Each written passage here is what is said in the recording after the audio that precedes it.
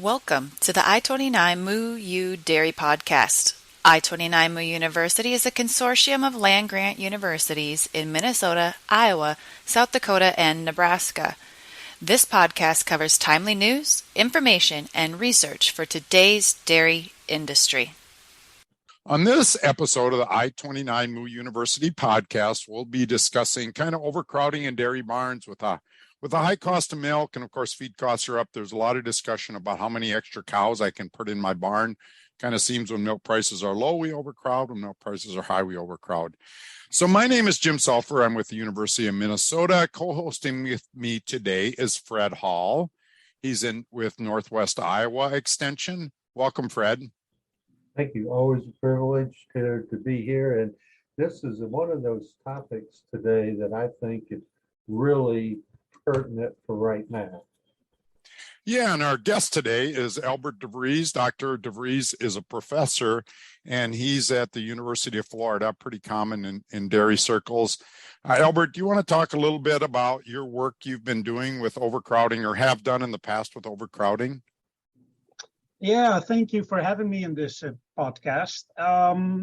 Several years ago, we tried to look at what is the economics of overcrowding, because obviously there's some principles that if you add more cows to a pen or to a barn, you have more cows that produce milk. And on the other hand, all these cows together are maybe going to be a little bit less happy and make less milk. And so that is an economic optimization problem. And we decided to dig a little bit into the literature and see if we could build a model. And so that's what we did. We built a little model on the revenues, what are the costs of overstock. So what did you find were some of the negative impacts of overcrowding when you look through the literature? Because it seems like it's kind of all over the place, and some farms really seem to be able to overcrowd. Some really struggle if they overcrowd at all. Yeah, so when we look through the literature, mostly Journal of Dairy Science, right? I mean, a few things struck us.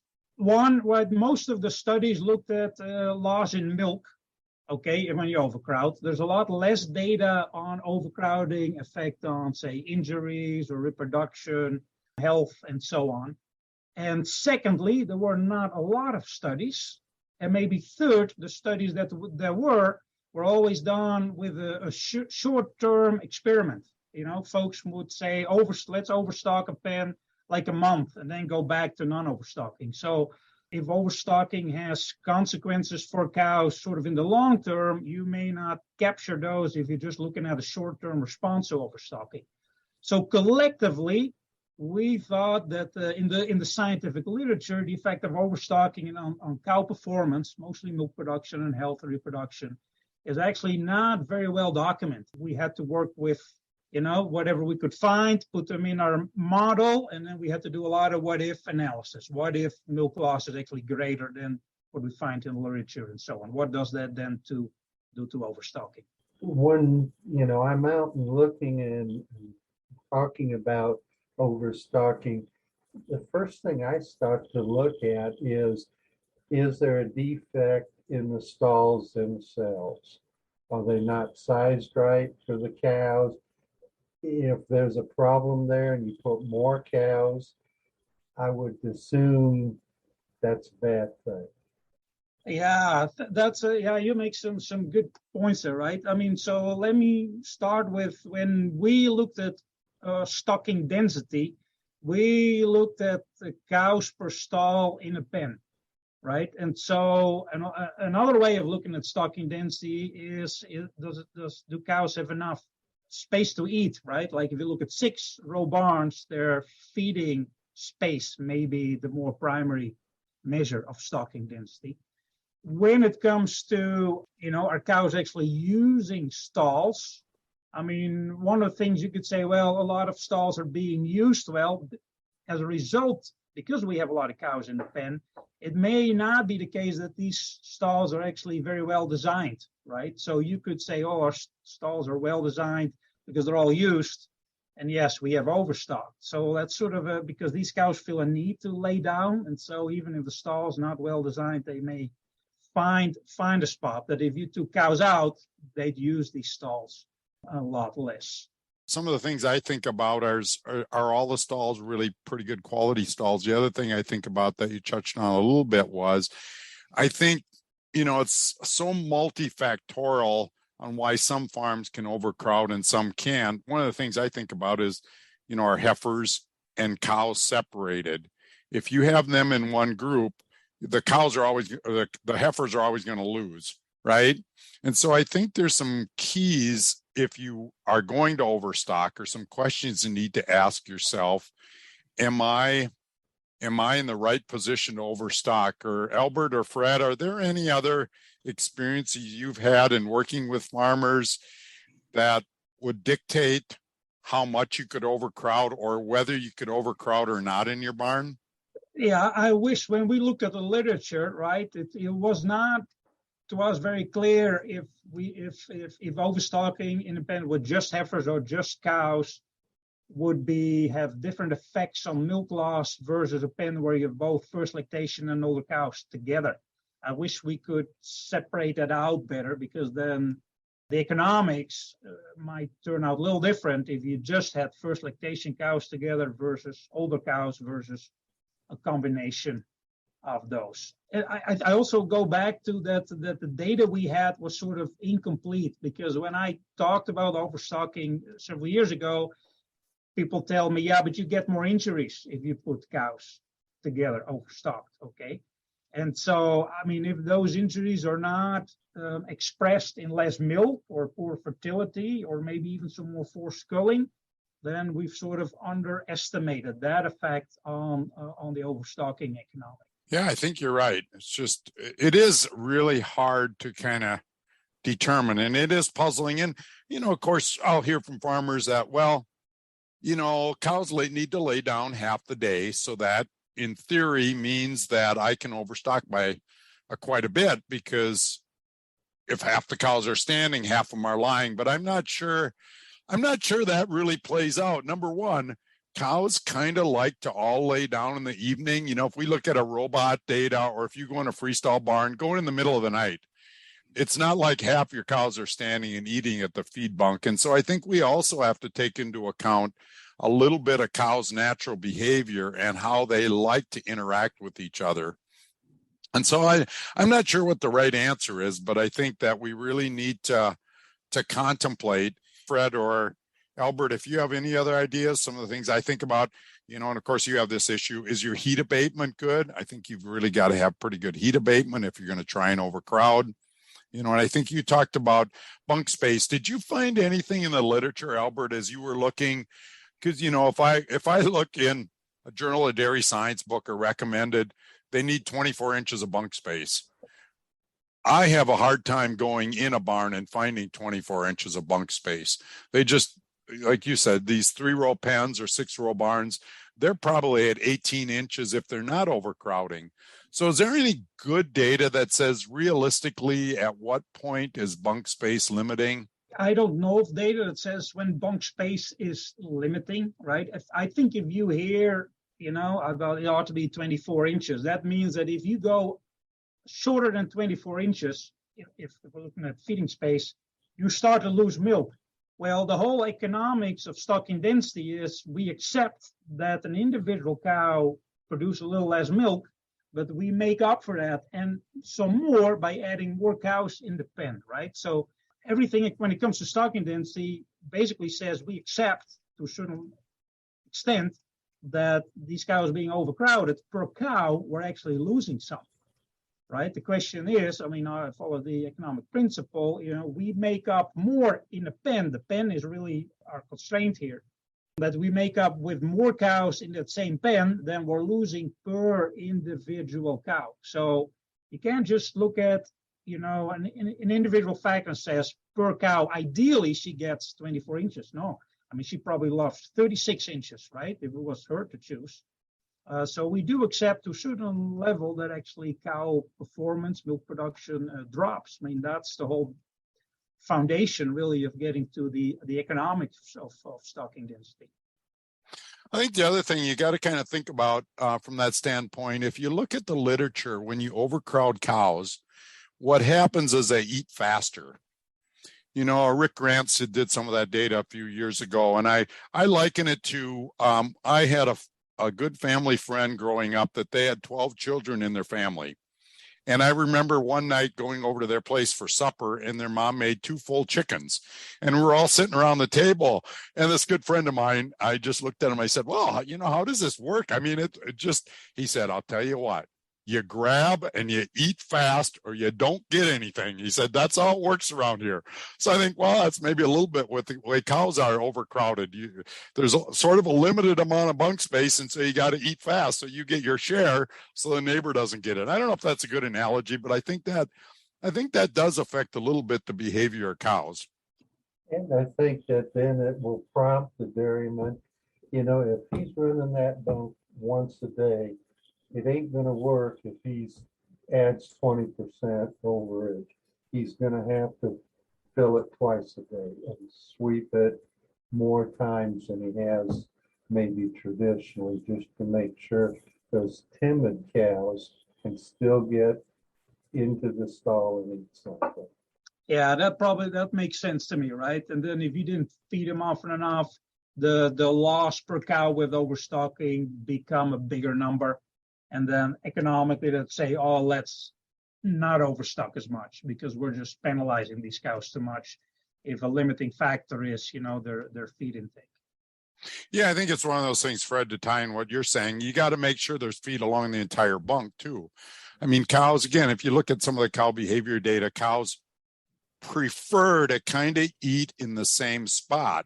And so if one end of the bunk is empty 3 or 4 hours a day, you can always make the argument, well, a cow can go to another area of the bunk and eat, but there might be other cows in that area too. So you really need to really have top management. And that's one thing I see, I guess, as I go to farms, the guys that do tend to overcrowd a little bit more than, and seem to be able to get away with that. At least they have really high production. We could always argue whether it'd be higher, but boy, they do everything right every single day. And Fred, you had commented, they feed multiple times per day and or push up really often and make sure there's plenty of feed there.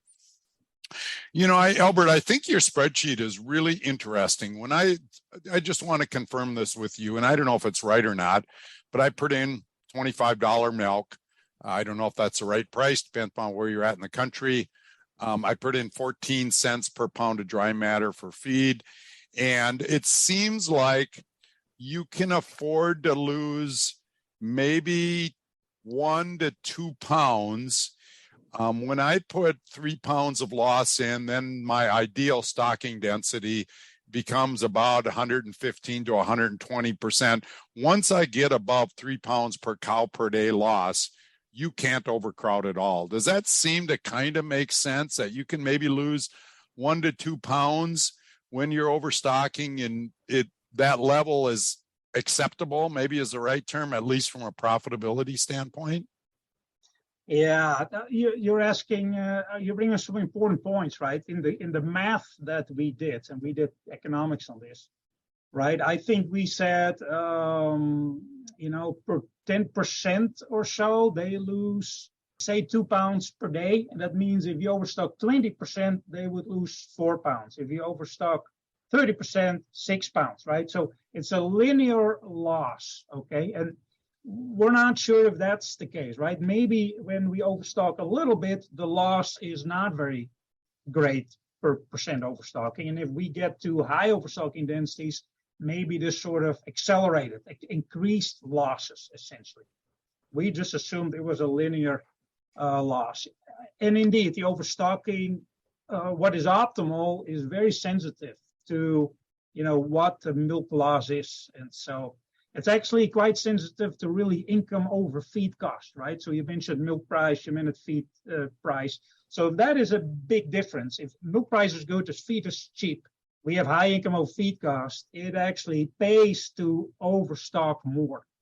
Okay, if milk price is lower, if feed costs are higher and or when income over feed cost shrinks, it does not pay to overstock as much.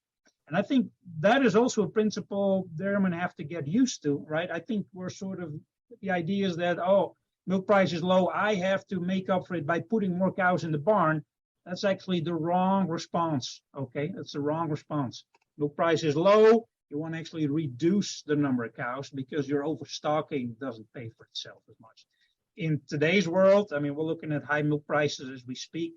Feed costs are high too, but I think income over feed costs is still pretty healthy compared to the past. It actually, in today's world, it actually pays to overstock and more than, in average price terms.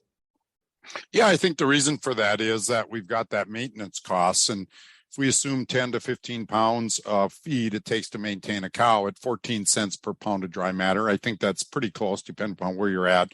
That's probably costing you $1.50 to $2 for every cow you maintain. So if you lose milk, you've got to feed all those extra cows. Another thing I hear a lot of in the country is they're talking about is pounds of milk or pounds of solids per stall. And I just was playing around with Albert's spreadsheet, and then I created a little table looking at overcrowd. And it's possible that you could overcrowd and keep overcrowding, and you actually sell more milk out the door, but you actually could be making less money. And so I think we can't assume just because we're selling more milk in the bulk tank, and this is pretty intuitive to farmers. I often go to farms and they'll comment, well, I sold 10 cows, or I dried up 10 cows and my bulk tank stayed the same, or my bulk tank went up, or my bulk tank dropped 100 pounds. Well, intuitively, they know if that happens, those extra cows were not making them any money.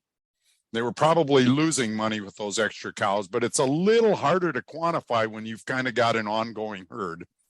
Given the choice, anybody would love to make the same amount of milk with fewer cows, right? So that sort of makes sense. And obviously, there is a cost to making that extra milk, right? So you can't just look at, hey, milk in the tank and I have a milk price. No, there's a cost to actually making that milk. And if you have to do it with more cows, right, that means more cows that need to eat to maintain themselves. There's obviously replacement cost, right? I bring in a more expensive heifer than a cow cow is eventually. So there's definitely a cost to making that milk. We can't just not look at only the volume of milk or, the milk solids that we make. Say, let's consider the difference between a Holstein herd at 1,600 pounds and a Jersey herd at 1,300 pounds.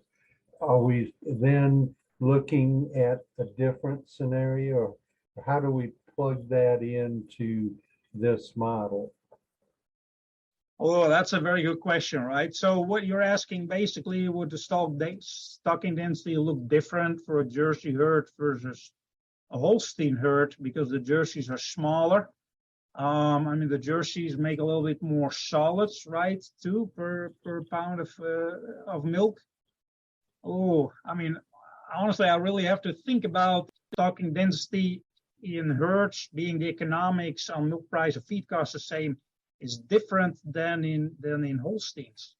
Well, I would assume that on maintenance on those cows, because they're smaller, is lowered, but then we might find that we haven't really changed the solids per stall per day because of the higher solids. I don't know. I just didn't know if you had that answer or not. Yeah, I think that's a good point, Fred. I don't know if it changes it a lot, but it could potentially change it a little bit. I mean, their behavior is quite a bit different. I don't know if that's a good or a bad thing. No, you're asking interesting questions. Yeah, I even struggle to think if there's a principle that says on the Jersey herd stocking density ought to be lower or higher than on a Holstein herd, given that milk price of feed cost would be the same, only adjusting for the smaller Jersey, so she needs less maintenance cost. I got to pause on this and think about this. Yeah, it's really an interesting thought if that really would make a difference in the optimum culling percent or not. But the big thing when I played around with your model, and if you're interested in it, it is available on the website. You can just Google it, overstocking model or something. It's not like this is top secret. It's available somewhere on the internet, isn't it, Albert? Yeah, it's right. So if you Google, I think you may have to Google for stall stocking density calculator. And it's actually listed at the University of Florida Dairy Extension site. So if you go to University of Florida Dairy Extension, then somewhere we have a subfolder, spreadsheets and tools. And within that, there is stall stocking density calculator. But I think if you Google stall stocking density calculator with my name, you'll find it too. And what you'll find a spreadsheet you can do some what if scenarios with. And I think we have about 5 papers related to this study. One is the Journal of Dairy Science paper where we published the model. And there's like 4 other publications, 4 conferences and so on that talked about some of the findings with this model. Yeah, what I really like about it with the spreadsheet models, it's not Albert or I or Fred telling you what the right answer is. I think you can play around with this. And if you don't believe what I'm telling you or somebody else telling you, use your own numbers. And of course, the tricky part of the model, I think, Albert, I think we can all agree, is this milk loss. And how do you come with it? And Albert, you had mentioned it earlier. It is shocking to me, maybe not shocking, how much 1 or 2 or 3 pounds of milk difference makes. If you're only going to lose a pound of milk, keep crowding them. If you're going to lose more than 3 pounds of milk, you're in trouble. I mean, it's sort of it in a nutshell. So there's a pretty narrow range in reality. So I guess my point, what I was not surprised at, I guess, is you can't lose very much milk per cow, and overstocking doesn't pay very much.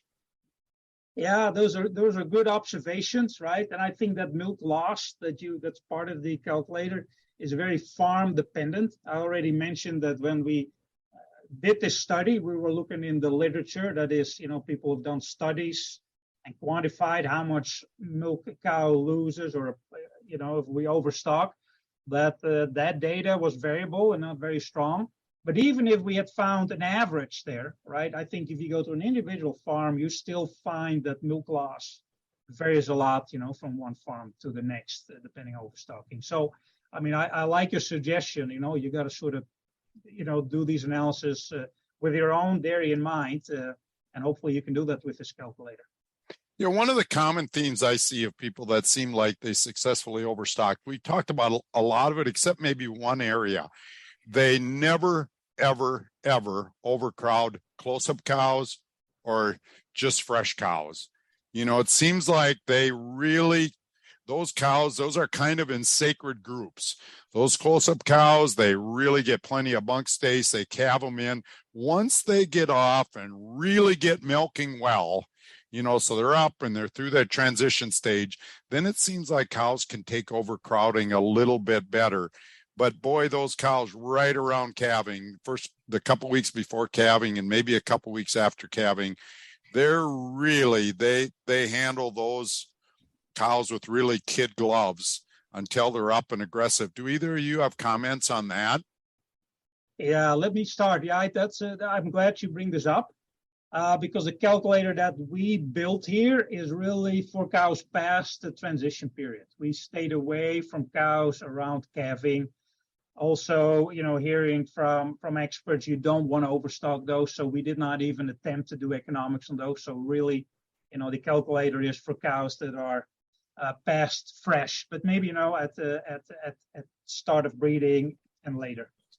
So, if you look at, okay, I want to overstock at 120%, you've got to backtrack that, because to have that many cows, you may have to change your close-up pen, how it looks, or you may have to split your transition pen and divide out your mature cows and heifers, just because the numbers that you're throughputting through those pens. That makes sense? Yeah, I think that becomes a little bit of a vicious circle, Fred. You're right. If I want to overcrowd my later lactation cows, or decide to do it 20%, and all of a sudden, long term, I've got 20% more fresh cows, and I've got 20% more dry cows, and I've got, so you really gotta be, it's almost a coordinated effort. It's a little like cropping, right? You get more land, well, you need bigger tractors. So which comes first? It's sort of this chicken and egg thing, right? Which comes first? Do I focus on getting my transition cow program right, and then maybe overcrowd it? It really, I mean, it's kind of tricky. We're making light of it, but it's a little bit tricky. Yeah, no, I love the thinking there, right? And so, I mean, so how do you get to overstocking too, right? I mean, do you have heifers available? Are you culling cows less, right? I mean, I'm not sure you should just not cull cows anymore because you want to overstock, right? It really depends on what cows you're milking too. In the math we did, it was we just had sort of out magically more cows available that we put in pens, and we didn't really think through the logistics that Fred is mentioning. That hey, if I overstock for a while, guess what? If we there's more cows in the dry pens, there's more cows moving through transition, and we better have space for those cows too. Yeah, I think this would be another topic for another podcast, but I think you think about that too, Albert, is, there's some data that says our cows don't have to be dry 60 days. They can be dry 45 days. Well, from a profitability standpoint, are we better off having our cows 60 days because they're going to milk at the end of lactation? So replace a cow that lasts 30 days or 25 days with a fresh cow. Do we make more money in our barn doing that? Of course, then we've got to feed her when she's dry. So there's a lot of these other little things that it's maybe not as cut and dried as it might appear to from the outside. There's a lot of math that goes into determining which of those strategies is a little more profitable, just like overcrowding. What is the most optimum for your herd?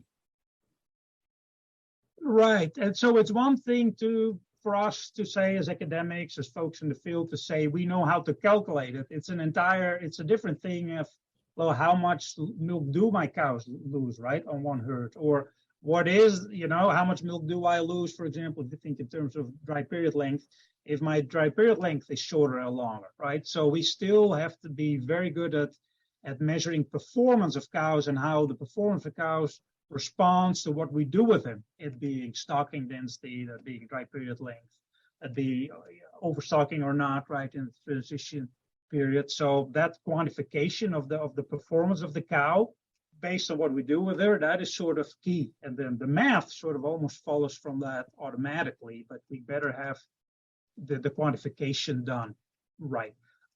It's a little bit an advantage of the spreadsheet builders, right? You can do some what if scenarios, right? Let's say what if I'm a little bit wrong on the numbers that I put in there? What if I don't quite know how much milk I lose? Well, I can play with 3 pounds. I can play with 1 pound. I can play with 4 pounds and see what it does to my stocking density. Optimal. And sometimes you find that, yes, the optimal stocking density might change some. But the reality is that if you go from, say, 10% overstocking to 25% overstocking, dollars per stall really does not make a lot of difference. So I think we can get very, excited sometimes about what is the optimum. But really another question we ought to ask, what do we lose if we're not optimum? And if that is sort of not a big loss, then really I wouldn't really worry too much about not being optimum in a theoretical sense. Yeah, it is kind of tricky. I mean, I think it goes back to, it's amazing for all the science we've got and all the calculators. And I really like these models because they do just what you said, Albert, they do what ifs. But a lot of this kind of falls down to sort of animal husbandry, intuition, just observing your cows, watching your bulk tank.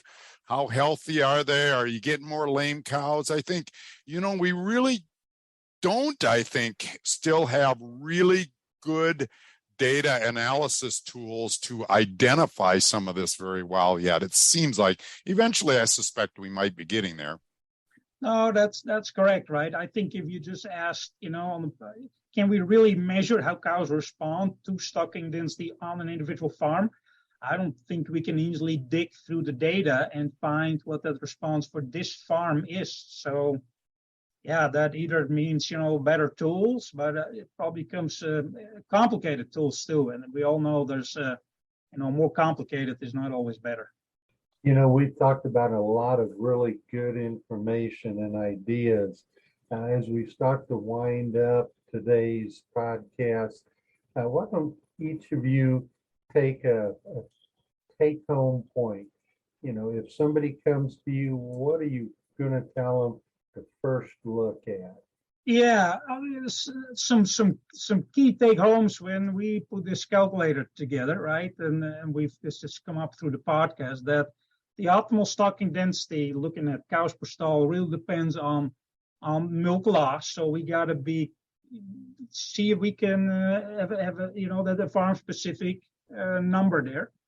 And then secondly, it depends a lot on income over feed cost, essentially milk price and feed price. And if that is a big difference, if milk is high, if feed is low, then overstocking pays. If that is a small difference, income over feed cost is low, either because milk is low or feed is high, overstocking does not pay. And I think we've learned from talking with folks that if milk price is low, farms have a reaction says, oh, I got to milk more cows.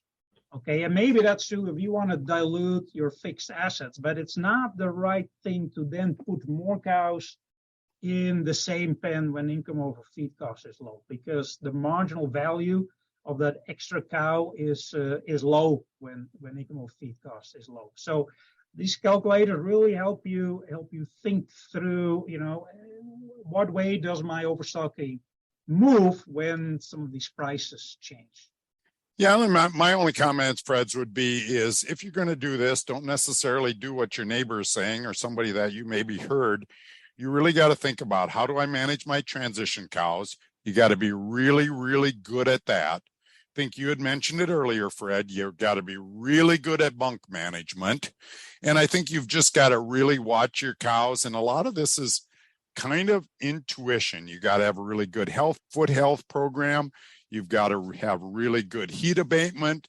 You can't have your cow standing in holding areas real long. So part of it is, it's like the adage, farmers, try to break as many rules as you can and don't hurt your cows. And so overcrowding is one of those rules. If you're in overcrowded quite a bit, you're going to be breaking a rule. But that better mean that everything else on your farm is perfect. And that might be why your neighbor either can or cannot overcrowd, but why your overcrowding might be different than your neighbor's. So another thing, we want to be considerate about, right? I think is to some extent is welfare on cows. Mm-hmm. I mean, if you add too many cows in the pen, that does not help welfare for individual cows, right? And I'm not sure what the right number is, but if you look at metrics that people might use as, can my cows, do they have always access to lay in a stall? Can they go eat, right? All of these sort of welfare metrics are a little bit, affected, obviously, if you put too many cows in a stall, right? And I think in today's world, I think we got to be considerate of the welfare aspects of cattle too. Absolutely. I think at some point we'll not be allowed to overcrowd at some point. Yeah, and I think even in Denmark, there's laws in the books that you are not allowed to overcrowd. So that's not here, but surely there's places where they think in terms of overcrowding, in terms of welfare for cattle. Well, I appreciate being able to visit with you two gentlemen on a topic that I think is going to become more and more considered as dairymen see this $25 milk and $8 corn come into play. We will, in fact, put a link to the calculator that we were discussing. So if you are going to go back and listen to this podcast, there will be a link you can click on and go directly to the calculator. Again, thank you, gentlemen. We appreciate it. We appreciate the folks who are listening, and we'll talk to you again with the next podcast. We'd like to thank our 2022-23 annual I-29 sponsors, Iowa Corn Growers Association and T-Lay Dairy Video Sales. Learn more about Iowa Corn Growers Association at iowacorn.org. Learn more about T-Lay Dairy Video Sales at tlaydairyvideosales.com. I-29 Moo U is an equal opportunity provider. For the full non-discrimination statement or accommodation inquiries, go to extension.iastate.edu/diversity/ext.